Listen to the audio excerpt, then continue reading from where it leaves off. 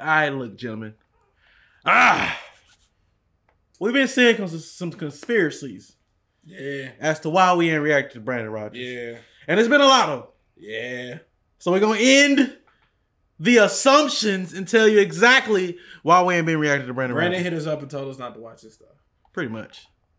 Until we interview him. Because today we interview Brandon Rogers. And we're actually about to react to one of his recent videos right here, right now. And then after this reaction, you're going to see our interview with Brandon Rogers. And he really didn't tell us. He didn't tell it. Look, stop making assumptions in the comments, bro. We masterminds. We got this. Yeah. We got this. Yeah. So let's get into I Can't Stop Stealing Turtles, Not for Kids. By Why Brandon is he Rogers. picking his nose?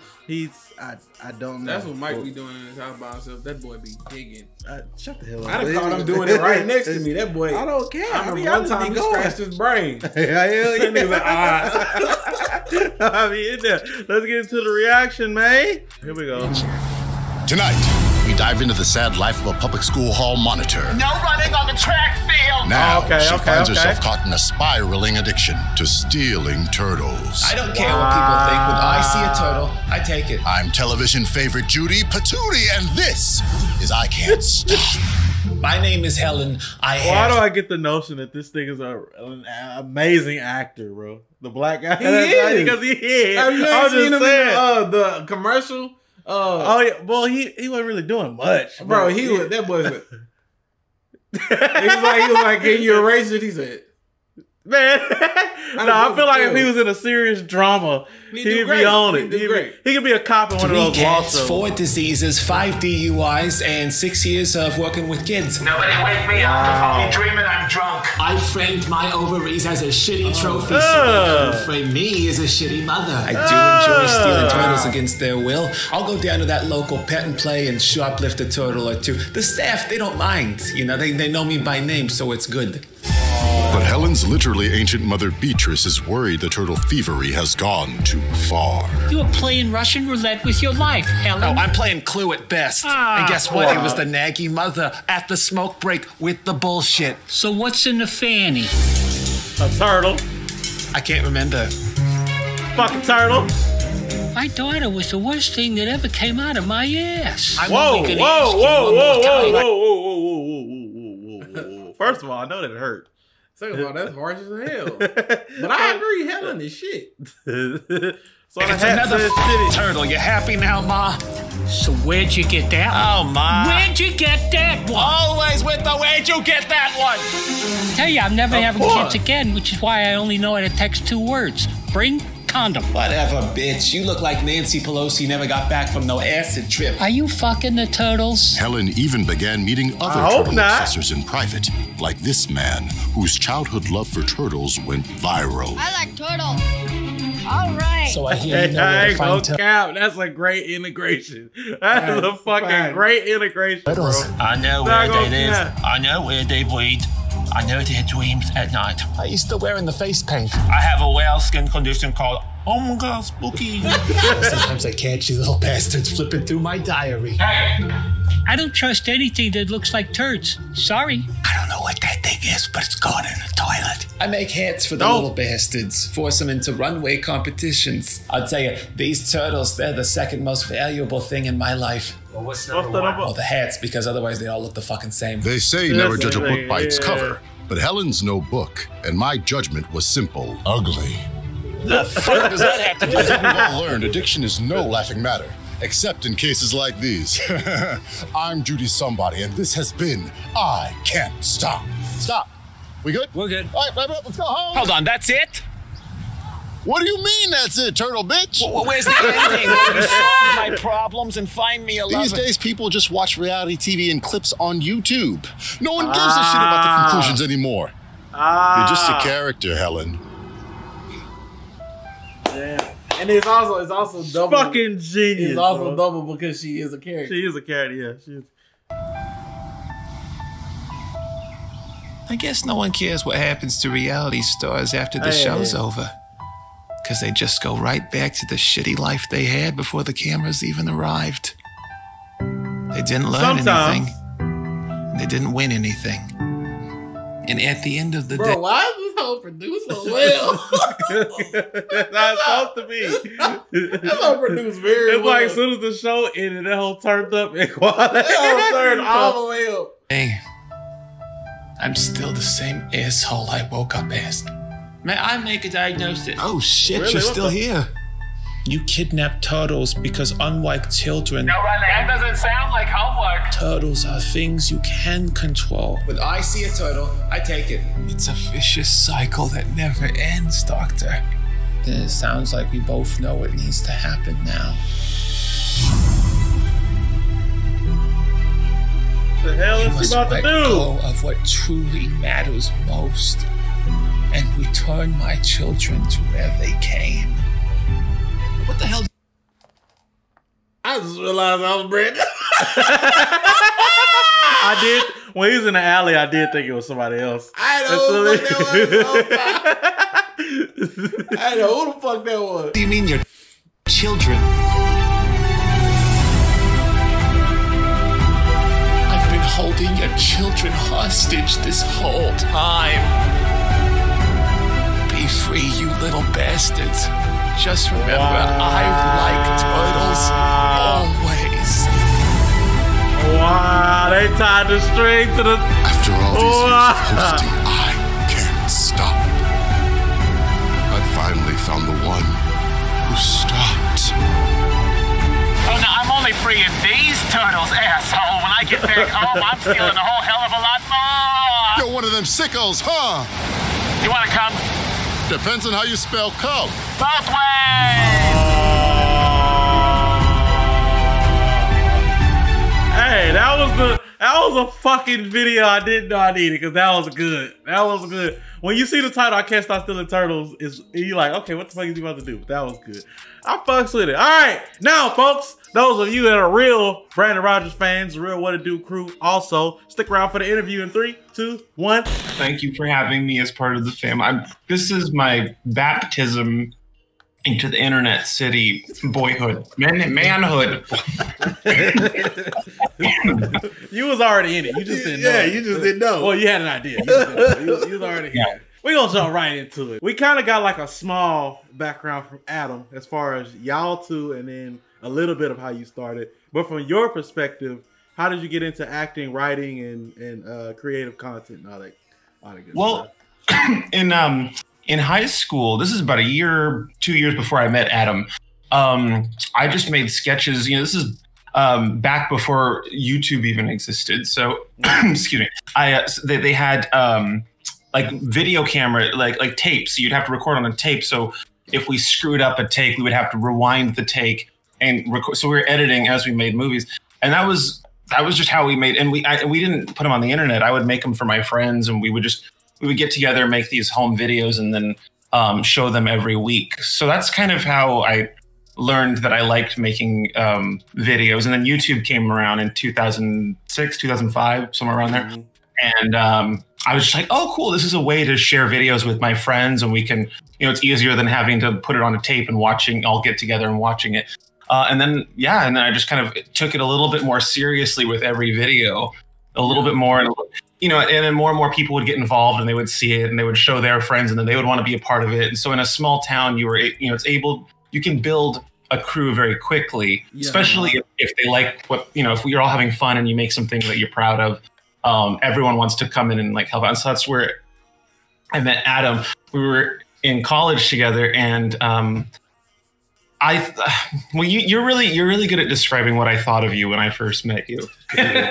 Well, we first met each other on set. So a cast member of his brought me in because I had seen some videos and I was like, oh my God, I really want to meet him. And so he brought me in, but like, I now know in retrospect, after working with him, that was the worst possible moment to meet Brandon because like, he was in his head, he's working, he's busy. He's like, I want to get the shoot done. I want to get the shot right. And meanwhile, I'm like, hi, like, nice to meet you. And he's just like, who the fuck even are you? Like, well, all I knew that I was trying to make a video, and one of my friends brought one of his friend Adam to come and meet me while I was doing this video. So I'm thinking, like my head's in the space of like, all right, we're trying to make, and we were on campus, and you're technically not allowed to shoot there. So we kind of everywhere we went, we had to be covert and not, everything's time sensitive. So then this motherfucker comes in, nice to meet you, and my mind's not in a place of like, oh, I want, I'm just like, why productivity? You were productivity. Yeah. I was like, who is this person?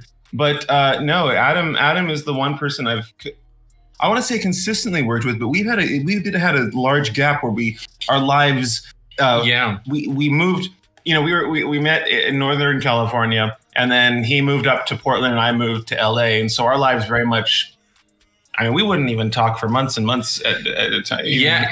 It was interesting because there was definitely like, I want to say like a 2-year span where we didn't work together at all. And then we randomly reconnected one day, and then like while we were on the phone, you were like, by the way, I have this idea for a video. Maybe I could bounce some ideas off you.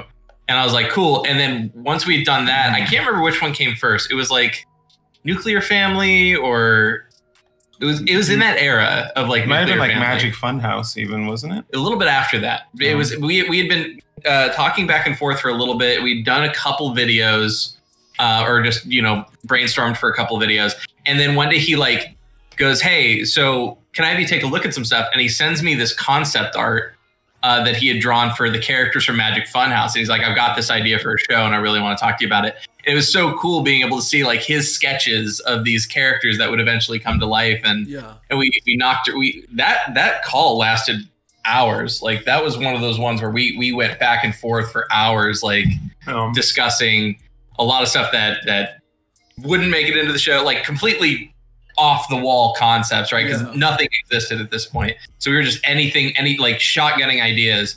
And then eventually Brandon was able to like pick out eventually what would become the basis of Magic Funhouse. And it was, we have a really good give and take when we're writing together. I mean, I think if anyone has a writing partner, it always helps if you guys, I think Adam and I laugh at the same stuff in movies. We find the same, you see a movie with someone and maybe you guys don't resonate with that person as well. They laugh at parts you don't think are funny, or you get emotional parts they don't, so it always helps if you both enjoy movies and TV the same way, and you laugh at the same parts and you're touched by the same moments, then you write together. It's going to be congruent, it's or parallel. Congruent or parallel? That's perpendicular. Parallel. Congruent doesn't even. Similar. Yeah. So that I know lots of words. That sounds a lot. That sounds a lot like our initial meeting. Because it was when I first met Mike. Mike was doing videos out here. And everyone, and like I was like, I want to be a director. I don't care how I'm gonna be a director, but I'm gonna be a director. And I always had like these over the top, unrealistic ideas. And Mike has always been the guy like, come on, let's bring it down to earth. You think it's too hard.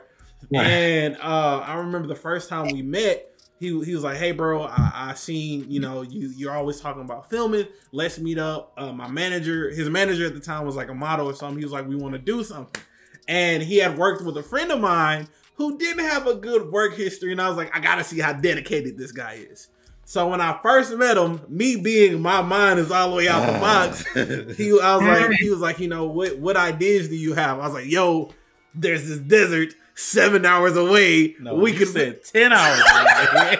It was like, why would we drive 10 hours away on this first project? And in my mind, I'm like, I got to see how dedicated this guy is. And when I said it, looking back at it retrospectively, the whole room was like, this guy's an idiot. No, but y'all made me think of a good question. Because when y'all first meet people, or like when y'all first have new people in videos, how is that like dynamic when they find out what y'all trying to do? Because some of y'all's bits are like out of there. Yeah. So like when new people come around or new friends, how is that when you're like, hey, we want to do this. I want you to do this weird act or whatever. I mean, sometimes it could even still be a challenge getting the old friends to do it. For the first time, I will say this proudly, for the first time in working with her for like 5 years, Paulette had to kindly decline doing something for a video. First time she ever said no. And I can't tell you what it was I asked her to do. Paulette is the She plays Donna. Yeah, She's the older woman that's in my. And she says yes to everything. It's been 5 years. And I remember she's such a trooper. It resonated with me because I remember thinking, holy shit, that's the first time she said no. Yeah. And just because I wasn't expecting it, after a while, you just get used to saying, and then you're going to do this, and then you're going to, because, and then some people say no a lot more. And you after a while, I prefer working with the same people. As much as I like to meet new people and broaden my network, I think there's a lot of value in keeping the same core cast as much as you can, because then you just get through the shoots quicker. There's less formalities of having to like meet someone and be, you just get there, you just change in front of each other. No one thinks about it. You just make the video, get it done because you all know each other, and there's less stress on set, and therefore you feel less tense and more willing to act more silly or crazy or do more outlandish things. At this point, if we do bring on new people, there's a whole catalog of stuff for them to see what they're getting themselves into. Yeah. And I've never had anyone who comes and is a part of the videos and doesn't know what they're getting into. Everyone has always, but it's even then you still run into, and it's just about being able to rewrite things on the on the spot right there in the last minute. You can't love your script too much to the point where you're unwilling to budge on any, and that's something that like the biggest directors deal with. You have to be willing to make a rewrite right then and there if an actor doesn't want to do something or is unable to do something. I've written stunts where I'll, if I'm working with someone who's a little older or, has I wasn't considering, I don't know, a disadvantage, disability or something. And I wrote something in the script and it was very important to the story that they did this action. It's like, I'm not, you can't. So there's all sorts of, just being creative, having to be able to think on the spot. It helps every shoot. Everybody, like Brandon said, everybody's been pretty game for whatever, but I'd still say that there's kind of a ramping it. We try not to throw them all the way in the deep end necessarily if they're like a first timer, but I'd say like over the course of 2-3 videos, they get into it really quickly. Like nobody, as far as I can remember, at least nobody's been on board that was immediately like, yeah, no, this ain't for me. Yeah. Right. The one person that surprised me with how far into it they were willing to jump immediately was Alarisa though. During was Blame the Hero her first video? Yeah, Alarisa played young Donna in Blame the Hero. Yeah. And she's actually, I've known her longer than Adam. I went to high school with her. And then I haven't talked to her since. And then I needed someone to play young Donna, someone who I wanted a new face. So then I said, hey, are you still acting? We did like plays together and stuff. And she looks exactly the same. Yeah. Still did. So I threw her in that role. But she was like pushing us to go farther. Yeah. She would come up with more outlandish ideas. We had to be the ones to be like, oh, how about all that?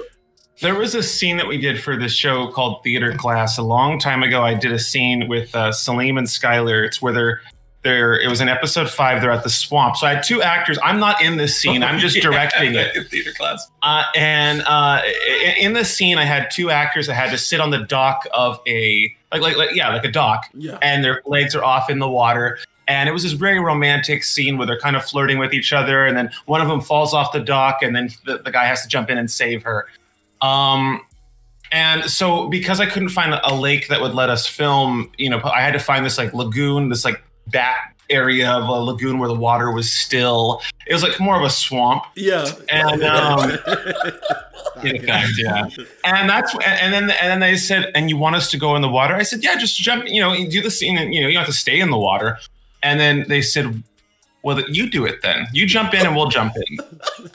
And that's when I realized sometimes I might write things for people that I wouldn't want to do. And that was and so now every time I write something for another actor, I think about that moment. It was a very important moment for me because I always think about it. Would I want to do this? Would I want to? So I jumped in that lagoon, and I kid you not, tiny little leeches on my hand. We got the shot, but I don't think it was in that same lagoon, but we all jumped in together, I think is what it was. And so I think we all kind of got them. And then I don't know if we continued shooting there or if we went somewhere else, but Yeah, it was just nasty, and you just came out with all this like swamp, like kelp on or whatever that mossy stuff. Yeah. So it was, yeah. Anyway, nasty. I wasn't there for that day, but I wish I was. The worst thing I've ever done, I think, on a YouTube video, or I think it wasn't the worst thing, but it was the grossest looking thing. And it's not on YouTube anymore because it's been removed. Was when Adam and I were in a bathtub together. Yes. We reacted to that when we interviewed Adam. Yes, it was. It's the tub. Did he tell you how we had to do it with this giant a bag under his ass?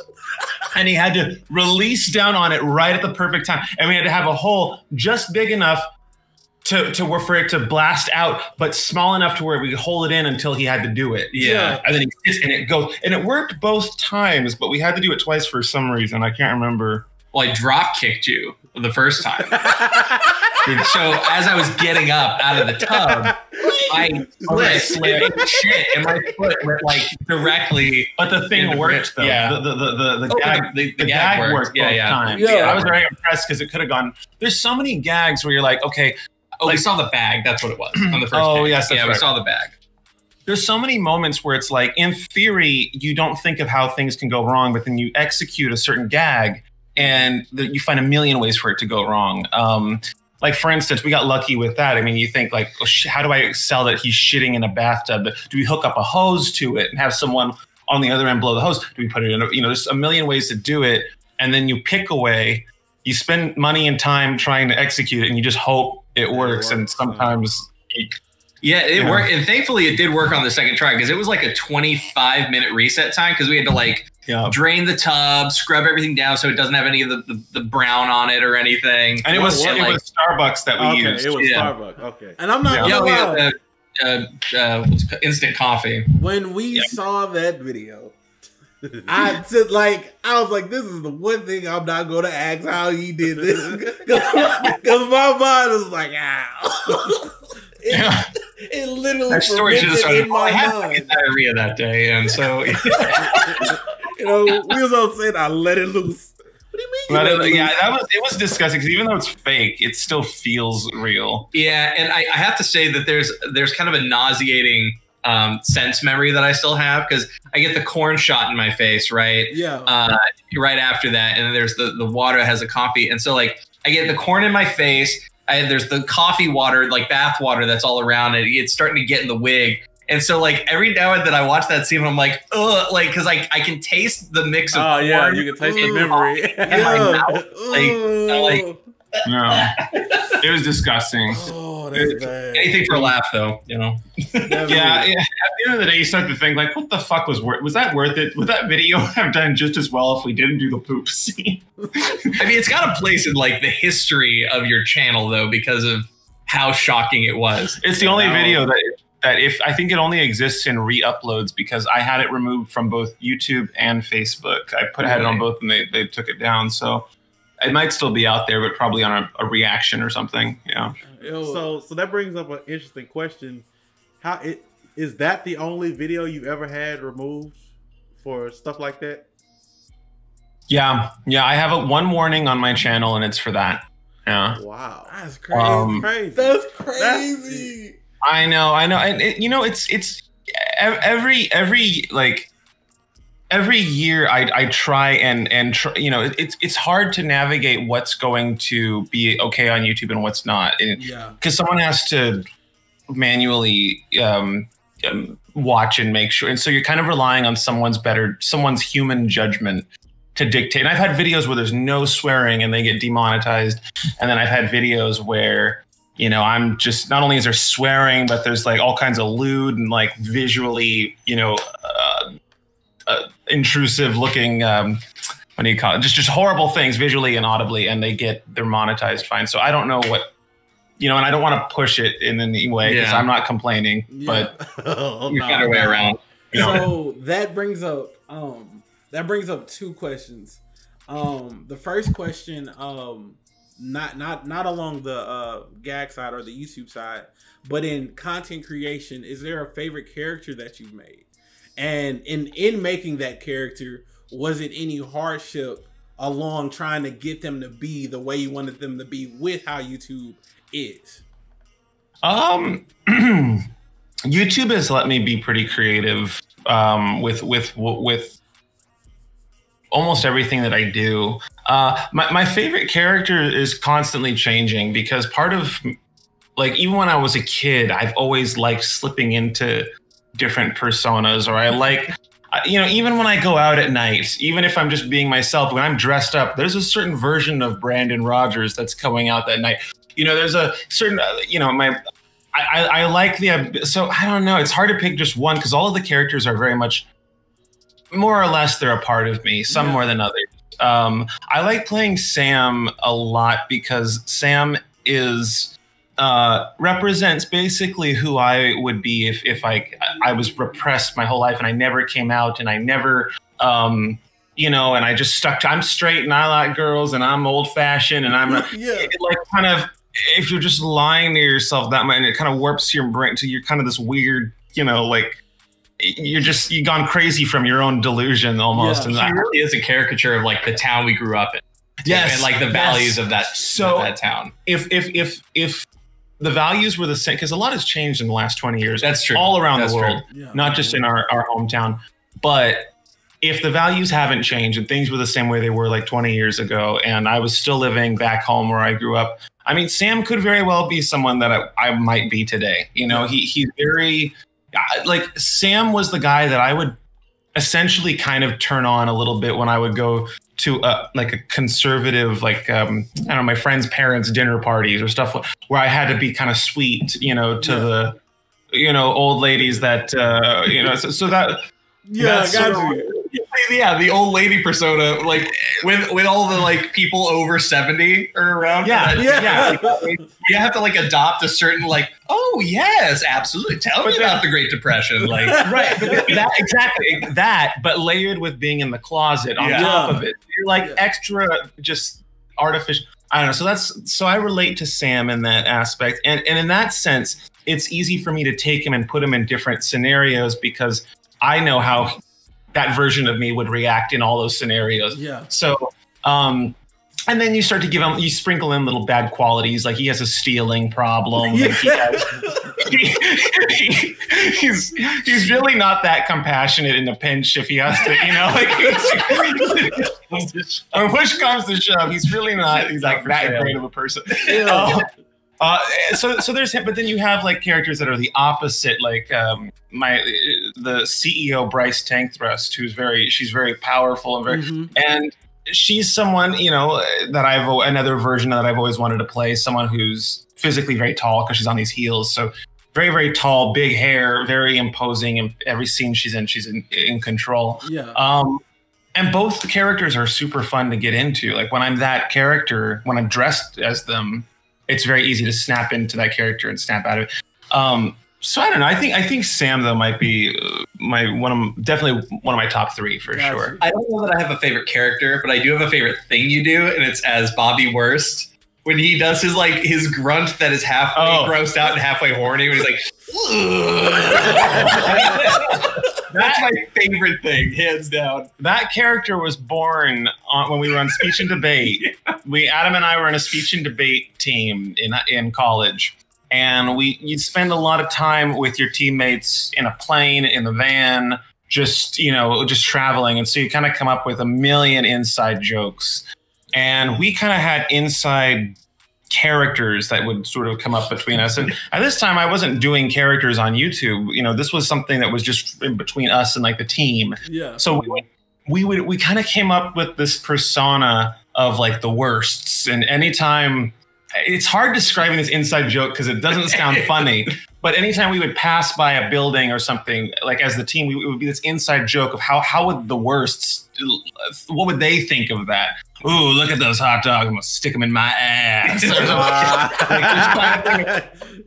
And like everything. And then we would just snap into and it became like an alter ego we had. Oh, there's Mr. Worst. Yeah. And then years later, I started doing characters on YouTube and I completely forgot about the worsts. And that's how that character was born. Yeah. But yeah. It makes my favorite seem a little bit dull. My favorite is it's a tie. Like I love Blaine, but as odd as it is, Elmer. I love Elmer. Oh, Elmer, yeah, Elmer. He's such a. Elmer was born. What's that? Because Elmer is like such a realistic character. Like, because I know several people that are like very odd and they have like, they aren't very good with people. But when you meet them, it's like the most interesting interaction ever. Like one of my friends, Joseph. Joseph is literally Elmer.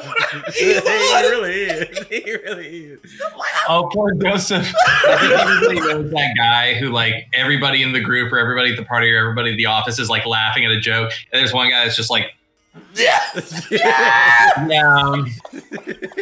But they really exist, though. They're very common. Yes. Yeah. Elmer is my satire of people who work like clerk jobs, you know, tellers or cashiers. And I had to do that for many years. And I was always, as much as I hated my job, it never killed me to like put on a smile and just be a human being to someone, just be like, hey, have a good day. How's your day? I don't give two fucks about you, and especially your fucking kids. Yeah, but you don't need to know that. And I'm just, let's be cool. Whenever I see clerks now, it's like I know how hard it is to put on, because I hated doing that, but I know how easy it is to just be nice. And so Elmer is my like me taking the piss on people like that who just like it would kill them just to even smile to someone. And so. And that's why there's so many of him. No one notices. It's like a whole colony of them can exist without anyone realizing it because people just kind of look through them. Yeah. And so, you say that, and I was like, oh, that sounds a little unrealistic. And then I think I'm trying to imagine the face of the last cashier I talked to, and I can't think of it. You know, the last cashier you saw, if they could be a cashier at like 5 of the last 20 places you've been. Yeah, it could have been the same person, and I would never know. So are these characters that you've developed, are they written down or are they just all in your head and you just kind of know who is who? No, they're kind of all in my, they're all in my head. Some of them I'm not eager to return to, and others I feel like I use too much. But they're all born from different places. Elmer was born because I had access to a convenience store that let me film there, so I created this clerk kind of a character. You know, Sam was a character that I thought of from here. He didn't come from any inspiration. He sort of just came from here. My grandpa character was inspired off of my grandfather. My mom character was inspired off my mom. But they all once they're out there, you know, making a video is such a big process, and it's such a, you know, I write it and then we'll shoot it. Adam and I will oftentimes we'll both write.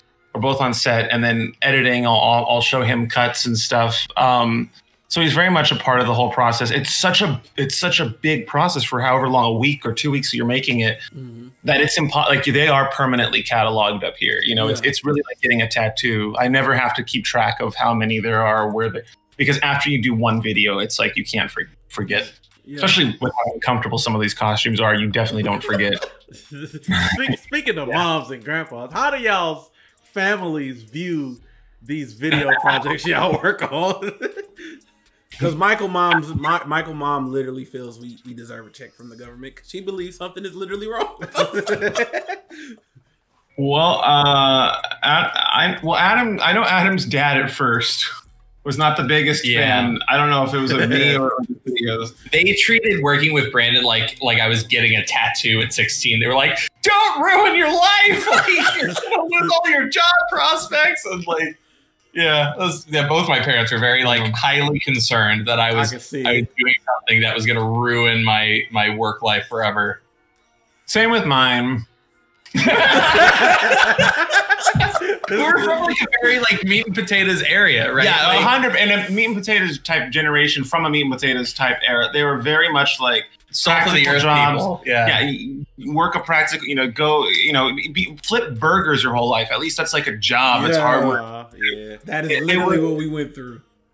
Right, and it was never like a shoot for the stars mentality, and pretty much my whole town that I at least where I'm from when I was a kid, there was never this the most like shoot for the stars kind of message came to me from television. You know, like I wasn't ever encouraged to do, you know, I remember thinking like I was really asking for too much when I wanted to take acting classes because my school didn't offer it. So that meant my parents would have to pay for a class outside of school. And I remember thinking like, ooh, like who would ask their parents for this? Why does that even exist? It's such a great.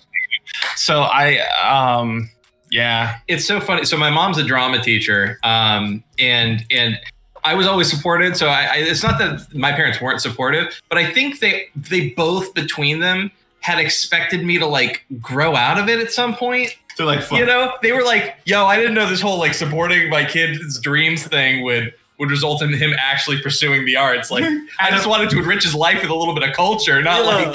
We thought you'd realize you're not going to get the dreams. We thought you'd know this by now. Yeah. Oh God, that's but your mom, your mom is sweet though. His mom is like the sweetest drama teacher, and she absolutely has shown me nothing but love every time I'm around this woman. Yeah, no, and she is very supportive now. Now she's very supportive. Once it became a job, you know, she was like, "Oh yeah, that's fine, keep going." That's the question I was to ask. When was it that you realized that they were coming around to like accept what y'all do? Because it was a pickle for us. I might have mentioned this last time, but when my mom realized that all of her students had heard of Brandon. Okay. Like that was the time when she was like, "Oh, when was this?" Yeah,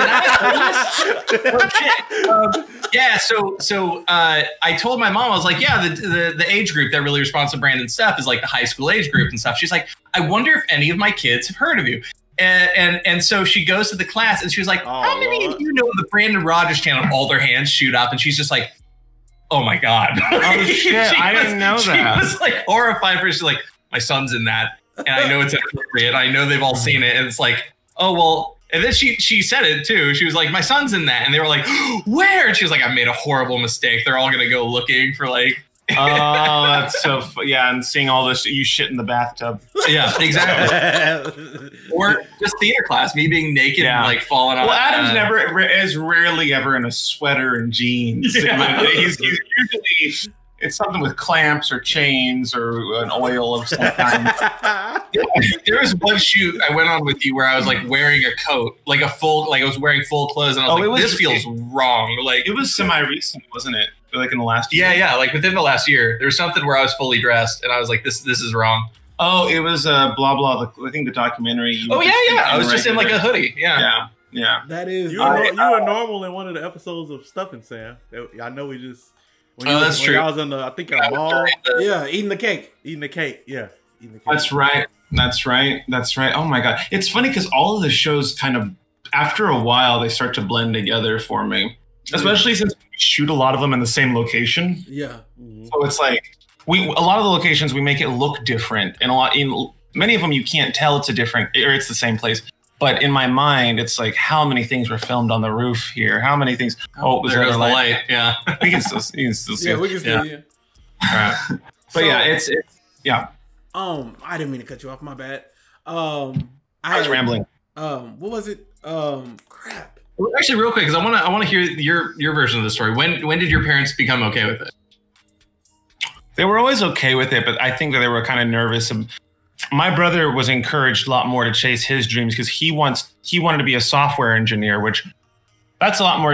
Yeah, it sounds. Well, let me put it this way: it's a lot more work that I could never wrap my mind around that stuff. But it is a more surefire path. There's a set there's a ladder. There's a ladder to climb, and there are it's like being a lawyer or a doctor. It's not like, ooh, I don't know how I'm going to get there. You know how to get there. What I wanted to do was, and I kept the dream was very broad. I would have been happy as a writer, actor, entertainer of any kind. But there's no surefire way to get there. Yeah. There's no right or wrong way to get there. So it really is a big crapshoot.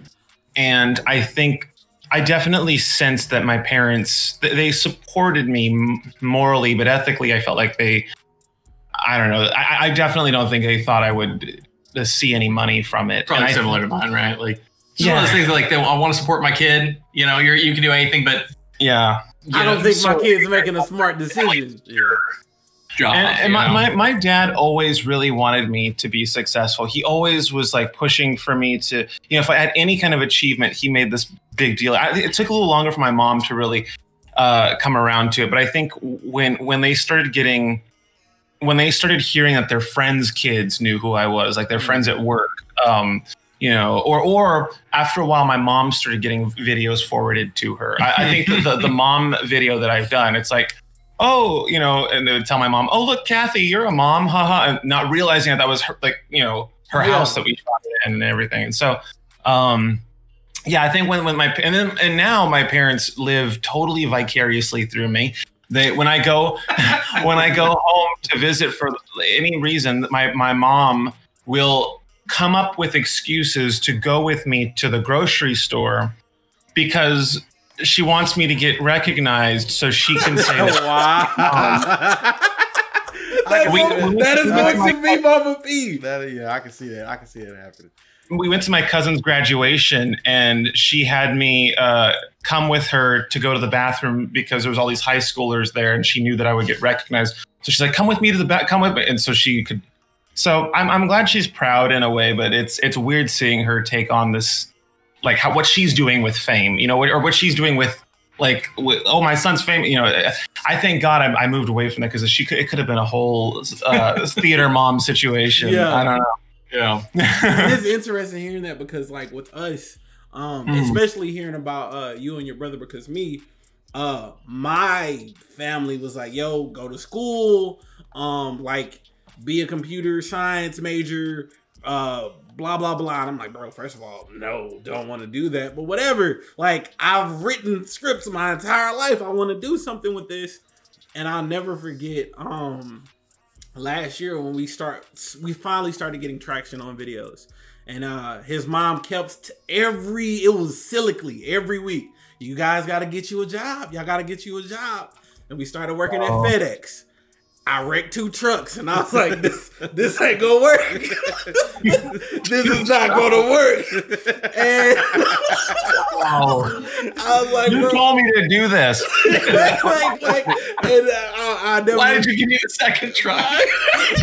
I wrecked 2 trucks. It's on you. After 2, it's on you. I wrecked the second truck. The lady didn't fire me. I'm still working. And every day I'm like, bro, something has to work out. And I never forget. She sees this video. You're still working. And Mama P was like, how's work? Y'all are going to figure something out. And it was crazy. I'll never forget, when we actually quit. And Mama P is his mom. When we actually quit, she was like, are you guys going to get a job? And we were like, no, we're not. We're going to do YouTube. And that moment of realization came in when we rented out a studio space. And that's where we started doing our videos. And his parents came in and it was nothing in here yet. We were fixing, it had cracks in the floor and stuff like that. And we're just making sure everything was good. And I'll never forget, his dad was in the back room. He was like, well, shit, Sean, how much do they make? And it was the moment of, okay, cool. This is amazing. And then not only, it was 4 weeks later, 2 months later, when we had finally told him about how much we were making. And his dad, I don't even think I told him about it. His dad had stopped me. He was like, I'm proud of you two. And that was something he was like, y'all kept trying. He was like, I'm proud of you too. He was like, I have to accept y'all making more money than me, but whatever. And it was that moment of, yo, this feels good to have somebody in the corner that's like, okay, cool. Y'all are finally doing something now. Right. And where as your mom lives vicariously through you, his mom, now that I have an okay car, I was in a death machine. The car could have killed me at any moment. Any and every moment. He was liable to die. I'm liable to die. And his mom, every time she sees me now with my new car, when I'm gonna drive it, come on, Big Pimp, and let me drive it. And it's that good feeling of that turn when the light switch turns on. Right. And it's like, okay, it works. Yeah. And it feels so good. So, yeah, you're right. I mean, these were jobs that didn't exist when they were adults, you know, for most of their adulthood. So, you know, I guess the closest equivalent I can think of is like, you know, radio hosts. It's the same thing, you know. I mean, for what we do, you could equate it to trying to make a living on like winning America's Funniest Home Videos, right? Yeah, like that's the closest equivalent to like making goofy videos that go viral. In my opinion, like there really are the same set of jobs throughout history. They just take on different forms. You know, like maybe 30 years ago, I would have been a radio host, or I would have been, you know, doing some other form of comedy. But, you know, and I like to keep an open mind. You know, when I become that, you know, when I go in my 40s, 50s, 60s and onward, you know, I want to think of whatever jobs that come into existence in the future with open mind. I don't want to be, you know, I'm like, thank you to the boomers who acted that way, because I don't want to be like that when I'm that age. I look at Paulette, for instance, and she's very much like, this is so cool. Like, she's always wanting to learn more. She's excited about everything. It's awesome. Yeah. So I want to be like that. I definitely want to get old and just be excited to learn whatever's new, you know, what jobs did, you know, exist now that we can try, you know. But no, I think you guys have been killing it. And it is always so refreshing to see whenever you guys do a reaction to anything I'm involved with, whether it's the videos or the Hell of a Boss, which is so cool that you guys are watching that show. I'm glad you guys like that. We love it. We It's love lovely. it. It's lovely. Also, R.I.P. We saw you die, Adam. It's okay. I still love you though. he was in the audience. Yeah, you gotta air it out. It's okay though. It's all right. You're still here. But how did you get involved with that? With Hell of a Ball? With Hell of a Ball? Well, Vivian, the creator of the show, reached out to my manager and said, can I have coffee with Brandon and just talk to him? She set up a loose meeting just to talk casually about a concept that she had.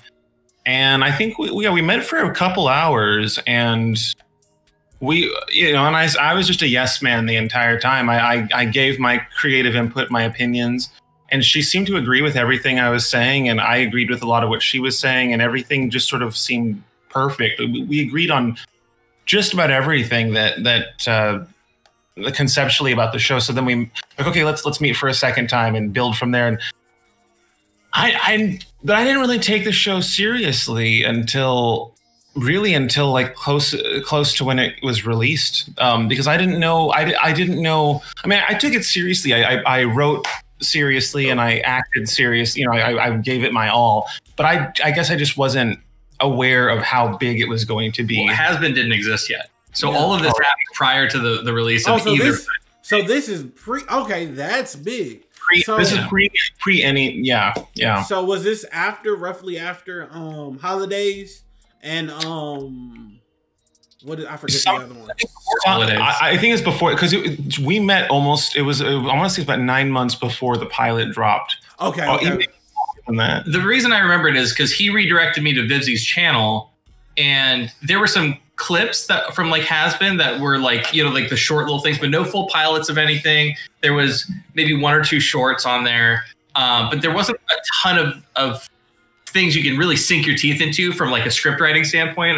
There wasn't like a 30-minute pilot like there is now, or all these episodes. So I was like, oh, but like this animation is so cool. Like I can't wait to see what comes of it. And then I paid very close attention as they began progressing. Yeah. It's weird because I really kind of, you know, we wrote the pilot together, and then I came in and I did the recording, and then I just kind of forgot about it. And she messaged me and said, hey, you know, the episode's going up in about a couple weeks. I said, okay, and I went to go check out her channel again. And around this time, the Has-Been Hotel had blown up. And I think that was the moment where I realized, oh, and next week, our pilot comes out on this channel? Like, oh shit. Like, it's a whole new audience that never has, you know, a lot of them haven't heard of me before. So it was, and the reason why the main reason why I said yes to the project was that I try and say yes to a lot of YouTuber projects, you know, regardless of how many subscribers they have. But I definitely lean yes more so if it's if they're going to give me something that I've never had in my reel before. So animation, that was like I've never done voice acting. So that won me over. I heard, oh, it's an animated project. And I said, yeah, I'll meet with her. I would love to add something animated to my reel. And I thank God that happened, because now it's the biggest, one of the biggest projects I've ever worked on in my life. And so, and it's one of the most exciting, because I'm not steering the ship, which feels incredible. Yeah, I'm always steering the ship, and there's a lot of stress that comes with directing and writing, being responsible for the final cut of what it looks. Whereas in Hell of a Boss, you already know it's gonna. After 4 episodes in, it's like, okay, you already know it's gonna be good. All you have to worry about is writing and acting, and Viv takes care of the rest. And so that's kind of like when I do. I started with video production, so most of the time it's me and my team doing the video, shooting, editing, having delivery, have to, revise. But when somebody says, we just want you to shoot it and we'll edit it, it's like, the greatest feeling ever. Oh yeah, that's the best feeling ever. Yeah. It's a win-win, because some people like to edit their own stuff. They like having for me, I've never had an editor for my videos, but I love the idea of not having to edit or dig through footage for other projects that that I get to just, especially if you already know it's going to be good. There is that fear of like, are they going to do a good? Is it going to be, Yeah. But with Vivian, she just has such an eye for quality. The quality in that show too, it's so impressive. It looks like something you would see on cartoon. Yeah. Like I'll watch Nickelodeon or I'll see shows on Disney Plus, and I'm like, this looks equal to or less than the quality of Hell of a Boss. A lot of it is actually, I would personally say, because I love cartoons. A lot of it, I would say, is less. And the reason why I say that, a lot of the symmetry and how they're all drawn in like regular shows, they all look alike. But in Hell of a Boss and in everything that Vivian makes, it's like, oh, you want art? Fuck that. I'm gonna give you crack cocaine. Now you're addicted. And it's such a refreshing take on animation. And it always brings, it's the reality of especially art it's not just for one type of person, right? Right. And a lot of people view cartoons are just for kids. Of course, you got like American Dad and stuff like that throw a wrench in that. And then you have this. And it's such a unique experience. And the one thing that I could say that I regret on our channel is when we saw Hazbin Hotel. Yeah. That was probably, it was like, we didn't get it. Oh. When people were like, hey, you should watch this. Woo. It's horrible. It's worse than Meat Canyon. And we were like, okay, cool. And we had set this pre-expectation when we went in, and we were like, yo, this is not it. But me, I'm like, yo, it's a good animation, but it wasn't. Yeah. And they tore us to shreds. And I'll never forget when Hell of a Boss came out. I was like, bro, this shit is fucking amazing. This shit is fucking amazing. You know why I think Vivian's work is really good, because she's one of the creators that makes exactly what she wants to make. Yeah. There's no compromise. Maybe we should do this and to make it.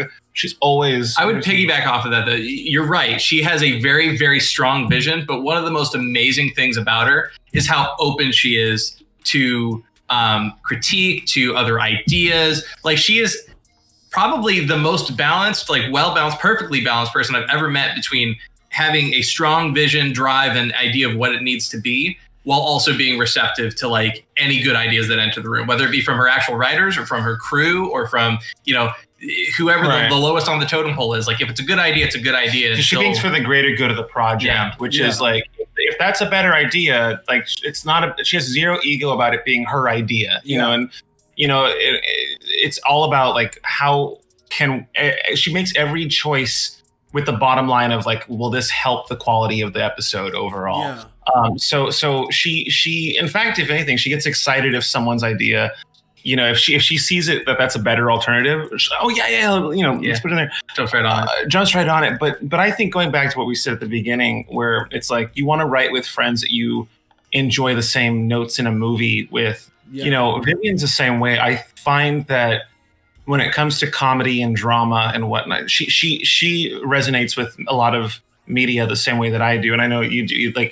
We have very similar opinions about movies and about the entertainment that we eat. So it's perfect that we're on the same project together, because it all feels very And the goal is to not know where our writing begins and ends. You know, I go back and I look at the script, and on some of the episodes, I can't tell which parts I wrote and versus Viv or Adam. So I like that. Yeah. Where it's very cohesive, where it just meshes. I like that. Right, right. Now that you've dipped into, both of y'all have actually dipped into the animation side of things, writing or voice acting. Is there anything that y'all want to try that you haven't done already? I want to be in a video game as like a motion capture character. I think that'd be really cool because nowadays they motion capture not just your movements, but like they make it look like you. Yeah. A lot of video games they look like the actor that plays them. I think that'd be so cool if someone like made me fight people. Yeah, like you could play as, you know, that'd be really fun. What about you? For me, well, I guess this doesn't count because I've technically done it once, but that one time really made me want to do it again. That's stand up. I opened for him on one of his shows, and I had such a blast doing it, and it felt so good to be back on stage since I haven't been on stage since like theater, you know, back in college. And it just felt so right getting back on stage and stuff and being able to share the time with Brandon. I was like, that's something I want to dive into again. Adam's really good with crowd work. He's really good with people because you're good with performing, but stand-up comedy is more about like crowd work and just talking to a room of connecting with the crowd of people. And Adam's really good at because that's why he won a ton of awards in speech and debate because of he would always talk to the other teams the most. He would always be like the one teammate who would like leave us and go hang out with all because he just like knows how to talk to people and resonate with them. And like I'm going live in after this and I'm bringing him on there with me because I get so nervous sometimes having to like be by myself and going live. Yeah. It's the worst thing. So it's always nice to have somebody to bounce off of, no matter what. I mean, hey, look at you guys, right? Literally. I can just throw stupidity at him and he catches it. I love it here. So the next few questions, they get a little bit deeper. So this one, it's a two-part. Do you have any creative slumps and how do you deal with them? And the second part is, how do you always improve? It's like every time I see a bit of your work, it's like, I don't know how to explain it. It seems like you're every time you drop something, you have improved acting wise in certain areas. It always feels like a new Brandon. Even if it's the same character, it feels like you've improved. How do you continue to grow as both an actor, director, and a creative and deal with creative slumps? I think it's just like anything. I've been doing it for like 16 years now, and I think because I don't notice the improvements. I notice them when I look back at my old work and then I see how it looks different. I don't notice the improvements while I'm making them. I think it's just over a course of time, you just learn what you like, what makes your job easier. You know, little things like getting a better chair or getting it like any job, you kind of learn, you do it for enough years, you just sort of learn little things that make it more enjoyable for you. And I think a couple months ago, I just found some amazing LED lights that can change color and that are super portable, lightweight. You can mount it, they're waterproof. So a lot of my videos, the lighting has gotten a lot better because I just bought like 8 of those fuckers. Yeah. And now I've been like taking lighting really seriously because I found, so like sometimes technology will come along and that'll help make a difference with how the quality of my videos, new softwares come out that can let me do cameras. Having access to other cameras really changed how we approach like what kind of shots we go for and stuff. Also just meeting people who own interesting properties. You meet someone who owns an interesting property, they might own 3 more. They'll show you those, and you'll meet other filmmakers who rent there. And so it's a lot of it's just networking, and the more you network, especially in LA, the more you network out here, the more you're just going to run into new resources, people who own, interesting places, people who have recording studios or just actors that have an interesting look or voice or something. So you just kind of get all these elements the more you swim in this pond, and you hold on to the ones that you really like.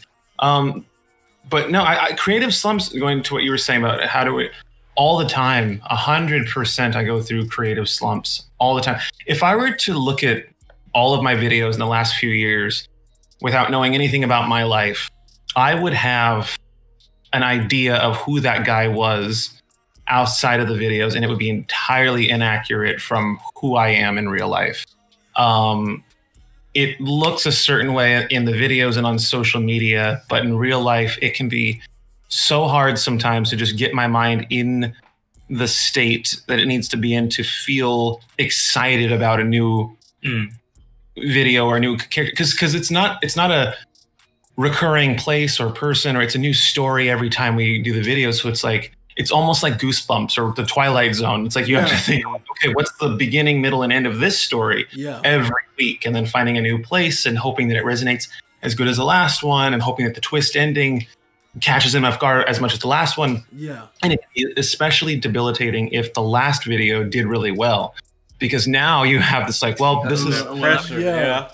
This is now an opera. I'm sure you guys know the same thing. You kill it in a video, and then it's like, well, now we have this pressure to either live up to or disappoint from where the bar was set. So then already the voices of doubt are already talking to you, making it that much harder to just have fun and be creative, and just run with whatever comes to mind. So sometimes you just have to run with what comes to your mind first, because then you won't run with anything. At least that's I'm just like. Yeah, I definitely think we both benefit from momentum. You know, like we get into a flow, and then we gotta like surf that wave and let it like ride it out. You know, for creativity. And when we hit a wall, well, I don't want to speak for you, but for me at least, when I hit a wall, it can be really debilitating, and I've got to like get an idea or something in my head that picks me up and puts me back on that wave, you know, before I can really get going. Like the incremental, like write a page a day kind of thing. It's like, that's really, really hard for me to do. Yeah. I'm like, when I write an episode for, let's say like Hell of a Boss, I can't like write a page and leave it alone. Like I've got to write half the script. Get into it. Yeah. And just let it flow, let all the words come out at once. Cause like there's a mindset, there's a certain rhythm to it, you know? Yeah. Where it's coming to you, because otherwise it starts to feel forced. I've tried to do it before, where it's like you're just like, just get it out, and you go back and fix it. Yeah, and then it feels forced. It feels manufactured. It feels wrong. And then you just end up going back and rewriting it all anyway. Yeah, and it's like, oh well, like what was the point? But sometimes I will say, sometimes I will force myself to write, and I will get something, but it's like a 50-50 gamble. Yeah, and then the voices of doubt get louder every time I don't get anything out of it, because then the next time I'll be like, well, this is just another one that's going to be nothing, and I'm going to I'm forcing myself to write, but I'm going to have to scrap it all because it's not going to be good. Yeah. And so it's like, I don't know. But then I've heard interviews with some of, like, in my mind, the greatest writers in television history, and they go through all kinds of bullshit with procrastination, from like thinking they can't do it to, you know, so I think every creative that's really what I was suffers gonna say. with it. Because sorry, go ahead. Oh no, I was just gonna say, I don't feel, obviously I feel bad because every day that I have writer's block, it takes away from when I can start shooting. Yeah. So it's never fun, but I don't feel different than anyone. I don't feel like, oh, why only me? It's like, I know it's everyone goes through this. It just sucks. You know? It feels bad because we, you know. Yeah. But yeah, just, you know, like we're the only ones it's happening to. Right. And I can agree with that, because the reason why I asked that, because me and him, we bounce a lot of ideas off of each other, and like what we want for whether it be with YouTube or whatever. And I'll find myself in like this slump where I'm like, yo, we have to go harder, because I'm in my mind, I'm like, yo, I really want to start filming, or I really want to start, you know, breaking out, and I really want to start doing this. And I'll look at other reaction channels, or I'll look at other channels, and they're doing like 50, 60 million. And I'm like, God, how the hell? And I'm like, bro, what if we're not getting that because people hate my laugh? And I'm like, what if my commentary, and I go into this, this mode of, okay, I guess you could say a sort of a creative slump on the things to talk about, how to improve, what to talk about, what to discuss, how to keep improving and moving forward. Because the one thing I have a really hard time about, I'm super critical of myself. And so I'll find myself in like a mode where like I'll look at other creatives and how they're approaching their work, and I'm like, well, godly, they're doing it like that. I'm not doing it like we had a whole discussion about I don't know if you guys know who Sniper Wolf is, but Sniper Wolf, she does. I mean, I know the character. Okay, she does reactions. And in her reactions, she's always in a bar on her thumbnails. And I was like, Mike, we need to be in a bar on the left side of the thumbnail. And it was like, he was like, bro, that's not who we are. We have our own thing. And it's always that internal battle that I know I go through and a lot of people go through. So I felt like that question would help them in approaching their dream and approaching content. And my last question would be, what advice would you give to someone who wants to be successful or wants to follow their dream or just has a hard time of figuring themselves out or just giving it a shot? Well, let me put it this way. Everyone that I'm a fan of makes what they like. You know, you watch a chef, like when you watch like for instance, a chef, like if there's a cooking channel, you buy into them so much more if they think what they're making is delicious. If they enjoy their own food, it's like you don't want to watch a chef who doesn't like their own. I wouldn't make, because I know some creators who have gotten into it making what they think other people are going to find funny or, you know, and then let's say they do make it big. Well, now they've just pigeonholed themselves into always doing something that they didn't truly like in the first place. So I thank God that didn't happen to me, because before my channel blew up, I was so experimental. I did every kind of video you could think of. Every video. I did vlogs. I did animation. I did, try to do like stop motion and stuff. Yeah. I did just everything, like pranks, and I did all kinds of, you know, and then I started doing the characters because I was like, well, what do I want to be known for? It was when the channel first started to blow up, and then I was like, okay, now I got to pick a video type because, you know, and thank God I just did characters because that's what I loved the most. Yeah. And I'm just fortunate that that's what but if, like, you know, if I was doing vlogs, I don't think my life is that interesting, which is fine. I like it being not interesting. I like it that way. But I would never, oh my God, can you imagine if I got boxed into being a vlogger, I would have to like make fake shit up in my life. I'd probably be dating some asshole. Drama. Just for the drama. I'm screaming for toxicity right now. Right. So my advice would just be to do what you love. And that's what everyone says, but it really is true. And the older I get, I'm 32 now, so I'm still young, but in those 32 years, every year I get older, I learn, okay, do what you like. As much as you can. You know, obviously you have to make money, you have to help your friends and be a good person, but you know, just doing what you like. Yeah. To piggyback off of that, it's do what you like, but also I think there's a certain, amount of learning what you like that needs to be done too. You know, and maybe the communication major in me, but like what studying communication taught me is that, I think I might have mentioned this a little last time, is that learning how to articulate what you like or don't like is a very powerful thing. Yeah. Because anybody can just say, oh, I don't like this, but being able to pick apart why you don't like it, like what specifically made you not enjoy a piece of art? Yeah. What specifically made you enjoy a piece of art? Yeah. And if you can really like pick it apart down to the atom and like figure out exactly what made it funny to you,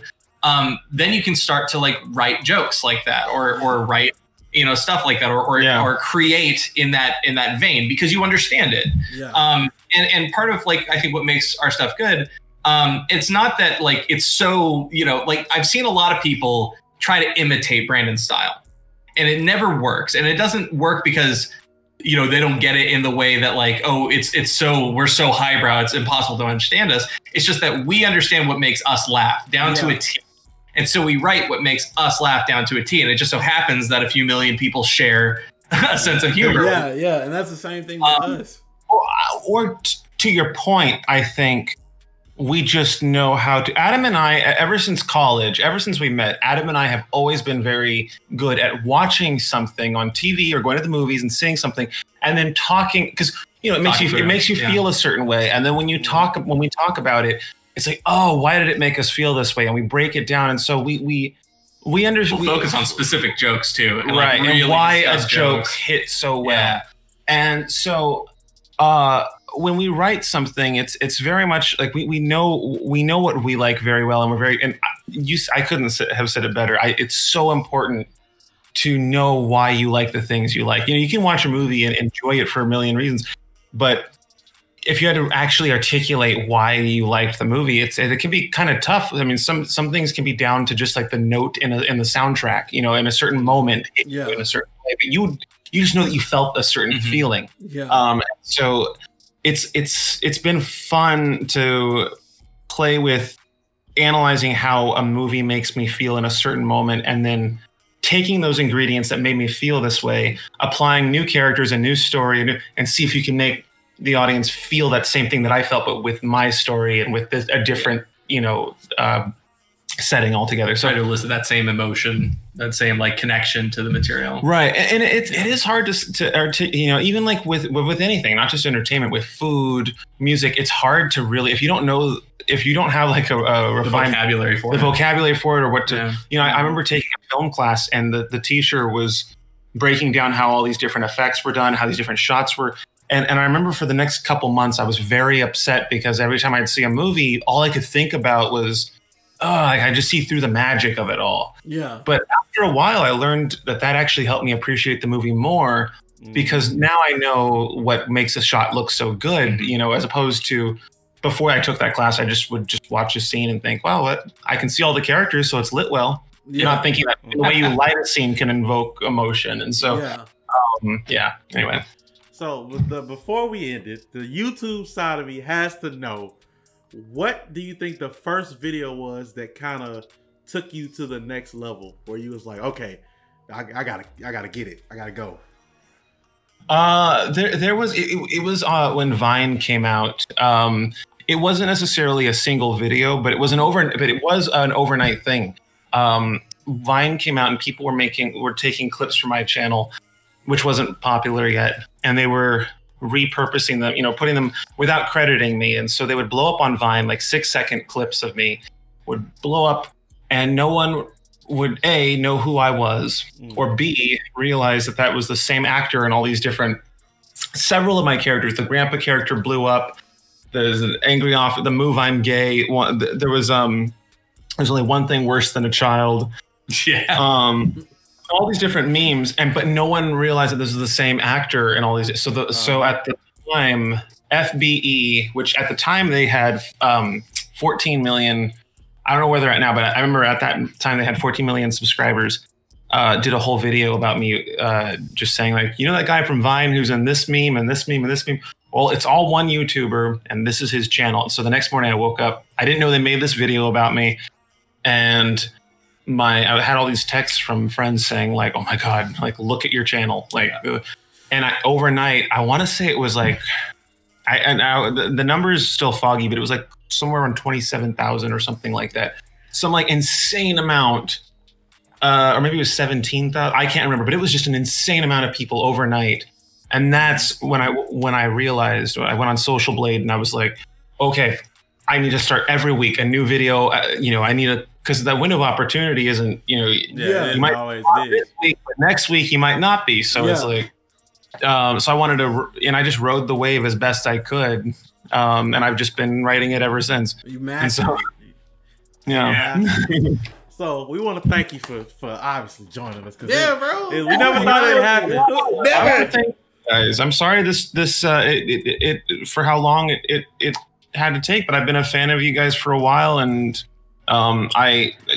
you guys make me feel so happy every time I see you react to something that we put a lot of work into. So and now that we've done it, we can get back to reacting to Brandon Rogers. They was killing us. They were like, when are you gonna react to? Maybe something happened or something. It was like, no, we're waiting to interview. It's coming. We couldn't say it, but now we can say it. Now we can say it. Right. So if this is for y'all watching, if you really wanted the crew, you made it this far in the interview, comment FBE, because that's where he got his that's where he blew up at. So if you made it this far, you know what that means. Comment FBE. And thank y'all so much for joining us.